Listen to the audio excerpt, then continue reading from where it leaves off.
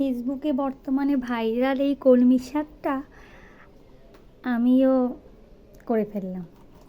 কিভাবে করেছি? এই কলমি শাকটা আমি 2 দিন হয়েছে আমার বাসার পাশে বাইরে ওখানে দেখলাম কয়েকটা কলমি শাক হয়েছে। সেখান থেকে আমি কয়েকটা মানে ডগা কেটে নিয়ে এসে আমার পাখিকে আর কি পাতা খেতে দেয়, তো পাতাগুলো দিয়ে দিয়েছি। আর এখানে একটা করে প্রতিটা ডগায় একটা করে পাতা রেখেছি।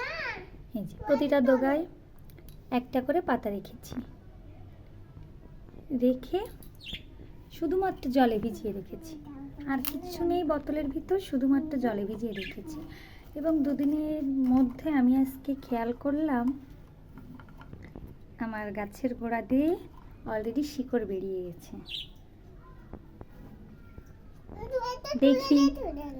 দেখি 7-8 দিন পরে কি হয়, সাকসেস হই কিনা।